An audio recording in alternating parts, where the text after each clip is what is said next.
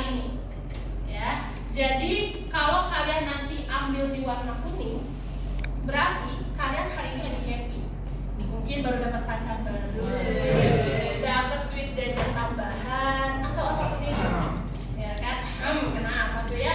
Terus kalau di warna hijau, kalian sedang bad mood, sedang moodnya lagi nggak baik, ya kan? Lagi galau, mungkin semalam habis diputusin atau ada sesuatu yang berduka dari keluarga atau apapun itu, warna hijau, ya. Dan kalau warna ungu, ya, sedang mengalami rasa capek menghadapi hidup. Lagi rasanya capek banget, gitu kan?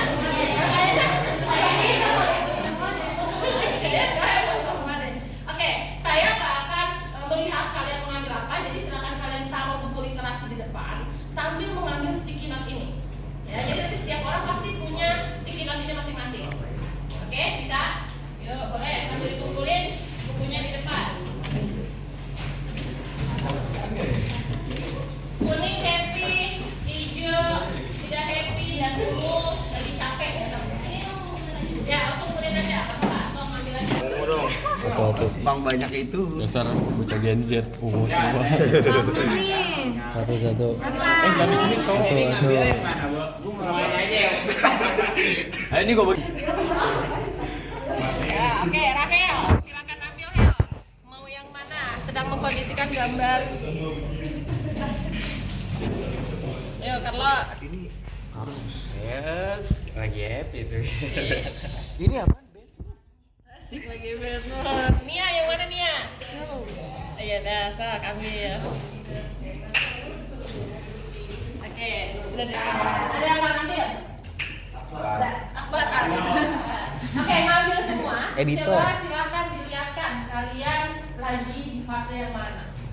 Rata-rata lagi capek banget. Capeknya ngapain saya nggak tahu ya kan.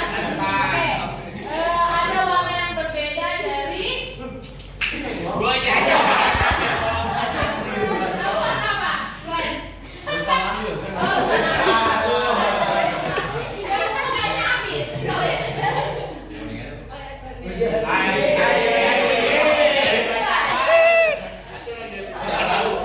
Oke, ya. Oke, saya minta perwakilan Glenn maju. Terus siapa tadi warnanya hijau maju? Maju nggak apa-apa. Sebentar. Arsya. Oke, perwakilan perempuan satu orang. Siapa? Selat. Ayo Jom. Dia capek menghadapi arus Donggol Cilacap. Oke. Kenapa ngambil warna ungu? Lagi ngalamin apa sih sekarang? Capek loh. Capek kenapa? Itu bener itu jalanannya macet. Jadi mana? Jonggol. Lagi Jonggol. Jadi lagi pulang pergi Jonggol. Dari Jonggol ke Cilengsi memakan waktu terus banyak tugas akhirnya Capek. Oke. Terus kalau Arsya tadi katanya lagi bad mood warna hijau. Dia paling galak kenapa? Bentar Bu, tadi pegawai bensinnya habis. Terus bensinnya di mana? Di ini masjid apa ini? Yang sini pas dimakan lagi. Terus didorong Enggak di step ya. sama? Sama si Fadil Mas. Oh, ada temannya. Oke, jadi membuat bad mood dia turun. Terus Clash lagi bahagia kenapa?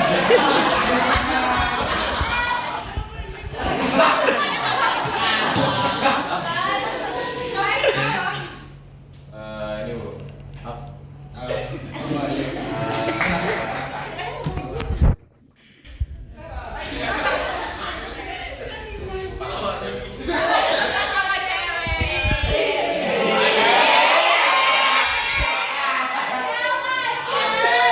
Spill dikit di kelas ini atau di luar?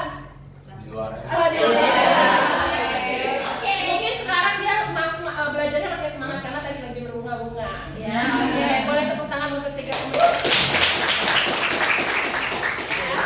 Semoga yang lagi capek sekarang semangat lagi, ya kan? Yang tadi lagi bad mood atau moodnya kurang baik karena bensinnya, ya kan? Mungkin ketemu teman-temannya lagi nanti makin semangat lagi. Yang lagi berbunga-bunga, yang lagi semangat menularkan semangatnya kepada Oke, sekarang kita mau masuk ke pembelajaran. Silakan dibuka bukunya terlebih dahulu. Ambil kursi nggak apa-apa? Ambil kursi nggak apa-apa? Gila ya, Bu. Untuk ke pembelajaran kita masih ada di bahasan tentang Bhinneka Tunggal Ika, tentang keberagaman, ya kan? Nah, sebelumnya kita sudah memahami 4 fenomena atau 4 tema besar dalam unit 1, kita dan masyarakat global, benar nggak?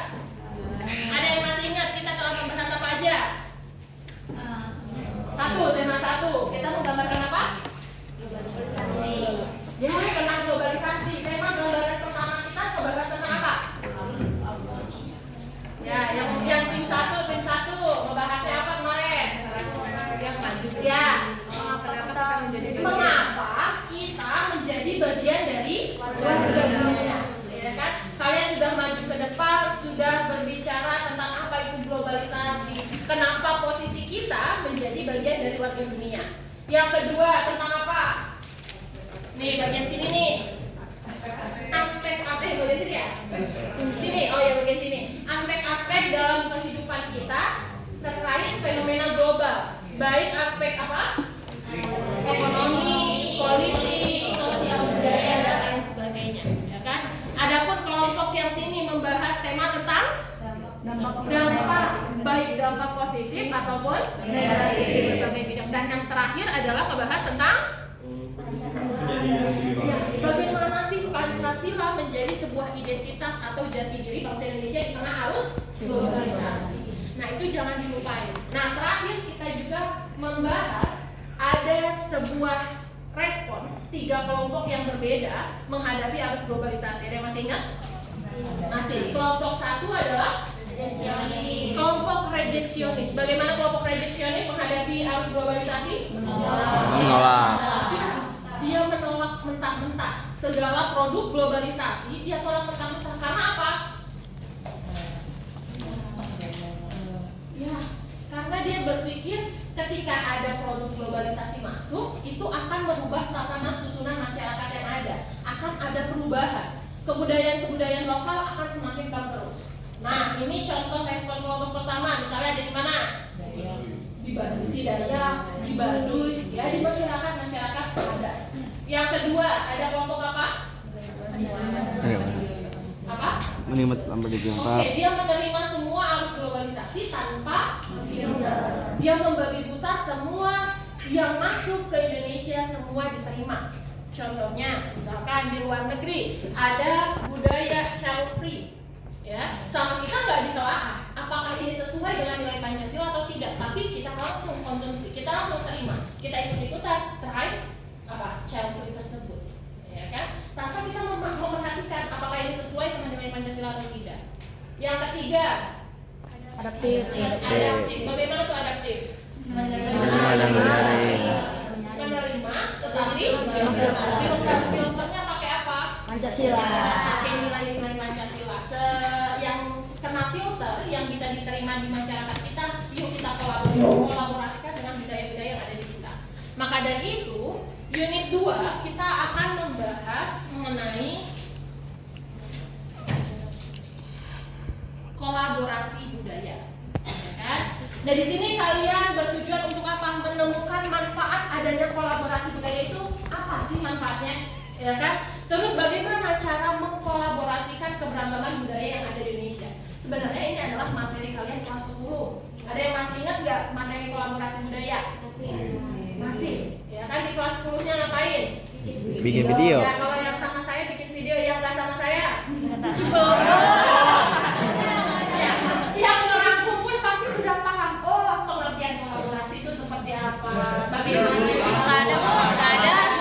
Ya kan? Terus kalian pun diajarkan pasti memetakan, mengidentifikasikan budaya apa saja yang ada di Jawa, Bali, Sumatera, benar nggak? Nah, sekarang adalah lanjutannya, ya, tentang kolaborasi budaya. Nah, kita next, ya. Kita sudah tahu bahwa negara Indonesia adalah negara multikultural terbesar di dunia, ya. Negara yang penuh keberagaman terbesar di dunia. Coba kita lihat negara luar, apakah ada yang bisa menyaingi keberagaman Indonesia? Enggak. Ya kan? Maka dari itu, ya apabila dikelola dengan baik, tadi keberagaman tadi baik agama, suku, apalagi ras, apalagi etnis, bahasa dan lain sebagainya bisa jadi modal sosial kita, bisa jadi kekuatan kita. Ya, orang-orang tertarik sama Indonesia karena apa? Budayanya banyak, budayanya unik, ya kan? Tetapi kalau tidak dikelola dengan baik, ya pasti kita akan terjadi konflik di masyarakat atau konflik sosial. Maka dari itu upayanya apa? Kalian adalah melakukan sebuah kolaborasi budaya. Bagaimana caranya agar tidak berjalan sendiri-sendiri? Indonesia dikenal keberagamannya dan lebih mengenal budaya lain. Pas pagelaran Bhinneka Tunggal Ika, kalian tahu nih ada stand Papua. Ya kan, di stand Papua kalian lihat ada apa aja di sana? Bentuk tariannya, bentuk apanya lagi? Bajunya, makanannya dan lain sebagainya. Kalian lebih mengenal, ya kan? Lalu kalian muncul sikap saling menghargai. Ketika kita sudah kenal, kita baru bisa menghargai. Oh, ternyata memang orang Batak itu kalau ngomong caranya memang keras. Oh, ternyata kalau orang Jawa itu budayanya suka menunduk walaupun ngomongnya pelan. Ya kan? Ternyata kita tahu budaya-budaya tersebut. Ya karena apa? Tadi kita sudah kenal. Ketika kita sudah saling menghargai, baru kita bisa mengikis prasangka-prasangka tersebut. Contoh, prasangka bahwa orang Padang itu pelit. Kita bisa mengikis. Oh, ternyata bukan pelitnya itu bukan pelit kesemuanya, tapi dia pelit dalam ranah apa? Oh, ternyata orang Batak itu bukan kasar. Memang cara berbicaranya saja memang yang keras. Kita bisa mengikis prasangka ini karena apa? Kita sudah kenal sama budayanya. Cara kenalnya ya kalian identifikasi, ya lakukan sebuah kolaborasi. Oke, ini bahas di unit 2, kelar. Masuk ke unit 3. Ya, unit 3 tadi kita sudah berbicara kolaborasi di internal negara Indonesia, benar nggak? Nah, tetapi kita tidak cuman bisa mengkolaborasikan di internal.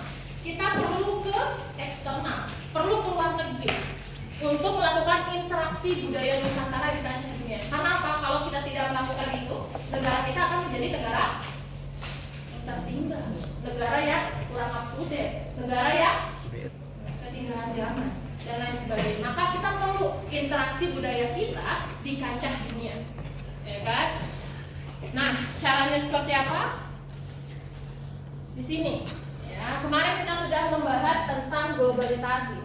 Derasnya arus globalisasi membawa dampak ya dari berbagai aspek politik, ekonomi, ya yang paling kentara di ekonomi. Tapi di aspek sosial budaya pun ini terbawa. Ya, sehingga apa? Membawa konsekuensi adanya pertukaran budaya di kancah global. Budaya K-pop masuk di sini, budaya kita ke luar negeri. Ya kan? Tapi ini bukan hal yang mudah. Ya kan? Individu itu sejatinya kita akan mengakar budaya di mana kita dibesarkan dan dilahirkan. Benar nggak? Misalkan, misal lahir di Indonesia, pasti mengakar budaya-budaya di Indonesia, pasti mengakar di dalam tubuhnya. Ketika ada ruang, orang pengen masuk nih, budaya pengen masuk langsung ya ke negara kita. Dengan hantaman kencang, ini akan terjadinya apa? Gesekan. Gesekan ini yang akan menjadikan konflik, ya kan? Maka dari itu butuh namanya kesadaran, ya butuh kesadaran bahwa setiap orang harus mampu dan memahami budaya orang lain yang berbeda dengannya. Kita harus paham, makanya lewat pemahaman lintas budaya. Kita cari tahu dulu nih pemahaman lintas budaya, kita cari tahu dulu nih budaya-budaya yang ada di luar negeri itu ada apa aja. Di Korea, di Cina, di Jepang dan lain sebagainya. Contoh, di Jepang ada budaya misalkan disiplinnya atau etos kerjanya tinggi. Ada budaya apa lagi? Misalnya yang suicide. Apa tuh suicide? Bunuh diri. Bunuh diri diwajarkan di Jepang, ya kan? Nah, apabila kita memahami pemahaman lintas budaya, kita mengetahui ini dampak-dampaknya dulu. Ya, tadi budaya A baik atau tidak? Budaya B baik atau tidak? Ya kan? Baru ya kita masukkan ke negara kita. Apabila yang baik kita terima, yang tidak baik kita tolak. Bu, kita tahu baik atau tidaknya apa? Kita gambarkan lewat nilai-nilai Pancasila. Ya. Tadi budaya luar yang baik dan sesuai dari diri bangsa kita dapat memperkaya nilai dan kearifan lokal bangsa kita. Tetapi ketidakmampuan kita beradaptasi dengan budaya luar tadi akan menjadikan Indonesia terperosok ke kehilangan identitas. Indonesia dianggap negara yang kuno, negara yang ketinggalan zaman, dan negara yang kurang up to date, ya kan? Tetapi apabila kita terlalu terobsesi juga, ya kan? Tadi apa? Tradisi atau nilai-nilai lokal kita makin lama makin tergerus. Kita akan kehilangan identitas nasional kita. Kita akan kehilangan jati diri kita. Kita akan kehilangan ciri khas dari Indonesia. Ciri khas dari Indonesia yaitu Pancasila, ya kan? Budaya keramah tamahan, terus budaya apa lagi? Sopan santun dan lain sebagainya akan tergerus. Lama-lama Indonesia bukan negara Pancasilais, tapi negara liberalis. Karena apa? Terlalu terobsesi ya dengan negara luar. Orang lagi apa, dan budaya luar lagi apa, kita langsung ikutin, ya kan? Dia lagi FOMO, ya kan? Oke. Maka dari itu sebagai bangsa yang besar kita harus mampu bergaul secara global dengan bangsa dan negara lain tanpa kehilangan identitas keindonesiaan kita.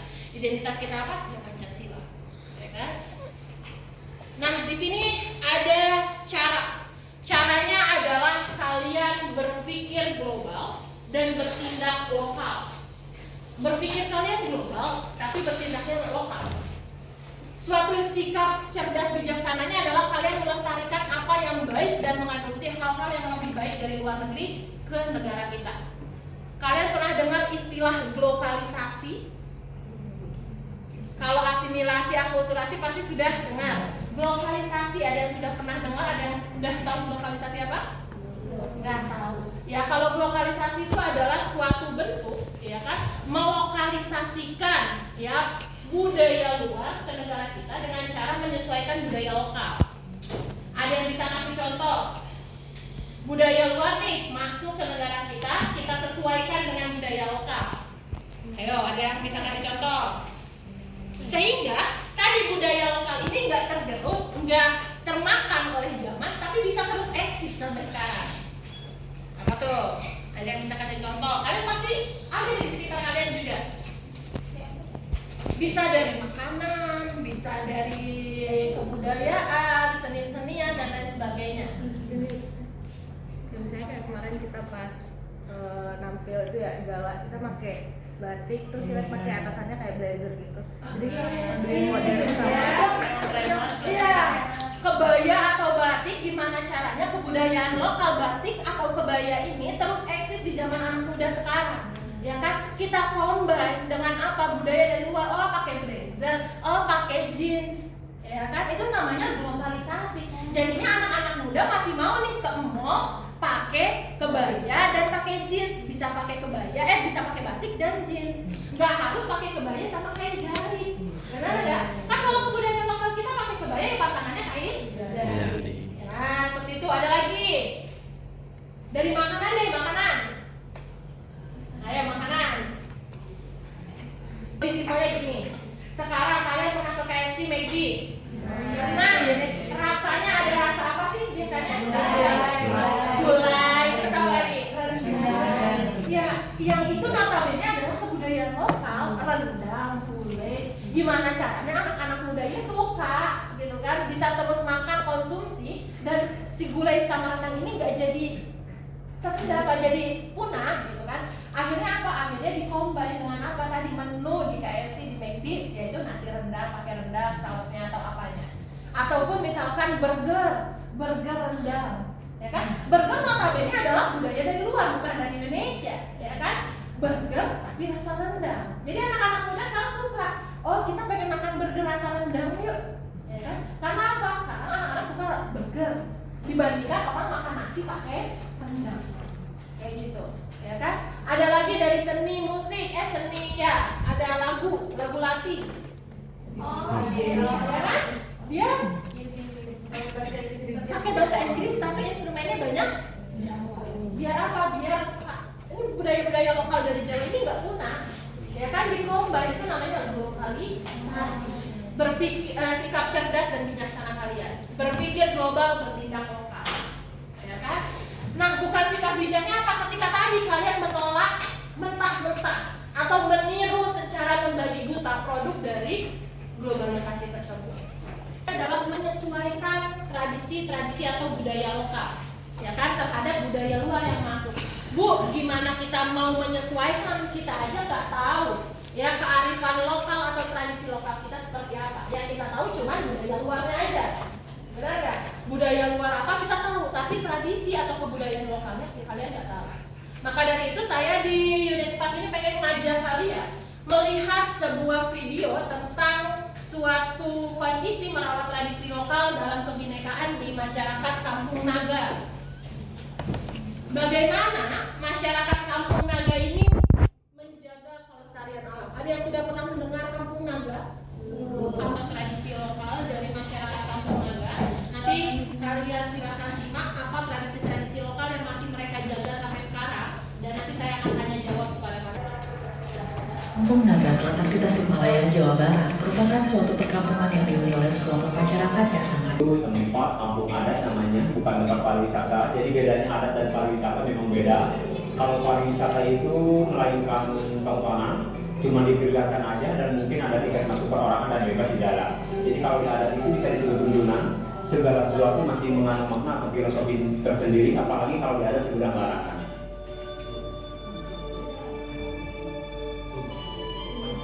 untuk mencapai kampung tersebut harus melalui sekitar 400. Tradisi yang bisa kalian dapatkan, kearifan lokal atau tradisi lokal apa yang masih dijunjung oleh masyarakat Kampung Naga? Apa? Gak mau ada listrik. Kenapa dia gak mau ada listrik? Alasannya itu apa? Pasti ketika dia melakukan atau merawat tradisi tersebut pasti ada alasannya. Benar gak? Pertama, kenapa Dan? Kenapa Kecemburuan. dia gak mau ada listrik? Cemburuan. Ada kecemburuan, nanti dia dikhawatirkan di masyarakat Kampung Naga ada kecemburuan, ada kesenjangan. Nanti ada orang yang punya TV-nya warna, ada yang nggak punya, ada yang punya kulkas 2 pintu, ada yang 1 pintu, ada yang nggak punya. Akhirnya terjadi kesenjangan di masyarakat Kampung Naga, ya kan? Jadinya tadi bukan ketenangan yang didapatkan, tapi hanya kesenangan. Oke, ada apa lagi? Bagus, Dan. Ada budaya pamali, ya. Ternyata budaya pamali ini masih dijunjung tinggi, masih dipercayai oleh masyarakat di Kampung Naga. Ya, budaya pamali itu cuma satu kata pamali, tapi orang sudah bisa melakukannya, benar nggak? Itu kearifan lokalnya. Kadang di kalian juga masih banyak nggak sih orang tua yang bilang, Neng jangan kayak gitu pamali. Masih ada nggak yang orang tuanya seperti itu? Terus kalian pernah nanya nggak sih ke orang tua kalian, Mah kenapa sih pamali? Pernah ada nggak yang nanya kayak gitu? Pernah dijawabnya apa? Dijawabnya apa? Pasti dijawabnya gini, udah ikutin aja, gak usah nanya segala itu kenapa, gitu, benar gak? Ternyata di dalam kata pamali, budaya pamali ini ternyata tadi ada amanah, ada wasiat, ada akibat sebenarnya. Tetapi orang zaman dahulu tidak bisa membahasakannya secara logis seperti sekarang. Ya, misalkan apa nih budaya pamali? Kayak tadi pamalinya ngapain? Gak boleh apa? Masuk ke hutan larangan. Kenapa disebut hutan larangan? Apakah ada si gundurwo? Ada apa? Tapi kenapa? Supaya menjaga biar nggak rusak hutannya. Ya, supaya si hutan tadi tidak dirusak. Ya kan, oleh apa? Oleh ulah manusia, makanya disebut hutan larangan.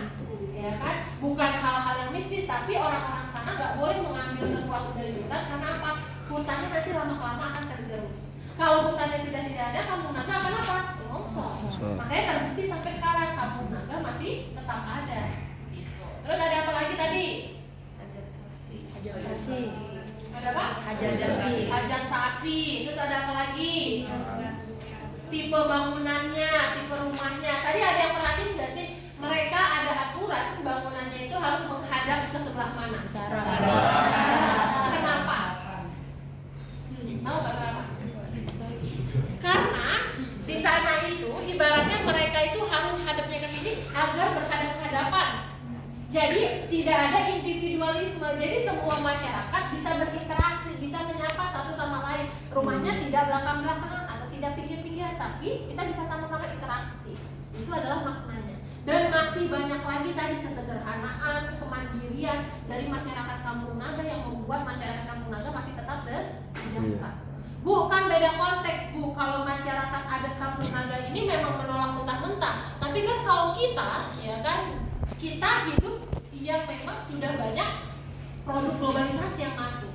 Maka dari itu, ya, kalian tahu dulu tradisi lokal kalian apa, kalian sesuaikan dengan budaya lokal, dan kalian namanya globalisasi.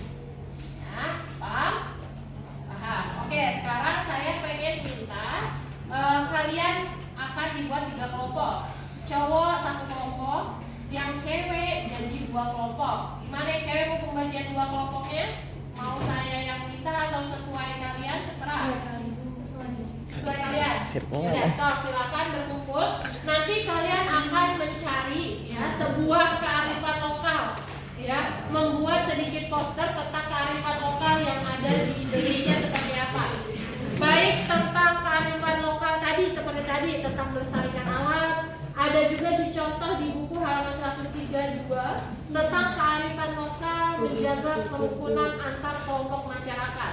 Di mana nih ada tugu 1 tungku 3 batu. Yang artinya apa sih? Ada maknanya? Toleransi.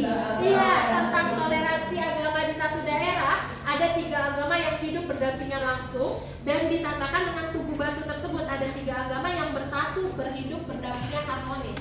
Nah, itu ada maknanya. Itu adalah suatu kearifan lokal. Ya, jadi silakan nanti dicari suatu kearifan lokal yang ada di Indonesia, baik tadi terkait pelestarian alam, untuk menjaga kerukunan antar kelompok dan lain sebagainya. Ya. Udah kelompoknya. Udah, ayo duduk berkelompok.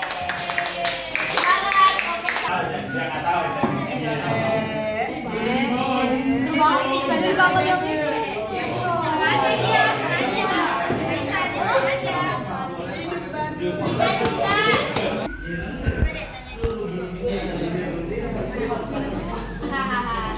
Karena sudah bel, silakan sekarang dikonsepkan terlebih dahulu. Yang penting sudah tergambarkan kearifan lokalnya mau seperti apa, dan usahakan jangan sama antara satu kelompok dengan kelompok lainnya.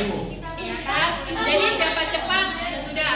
Kan makanya didiskusikan, dikonsepkan semuanya di kertas HVS-nya, dan kita lanjutkan di minggu depan. Oke. Ada yang ingin menanyakan? Udah paham sama scrapbooknya? Udah paham semuanya? Oke, jadi kita nggak ada ulang materi, nanti produk akhir outputnya adalah scrapbook. Oke ya. Oke, kita cukupkan pembelajaran kali ini. Kurang lebihnya saya maaf. Terima kasih atas kerjasamanya. Wassalamualaikum warahmatullahi wabarakatuh.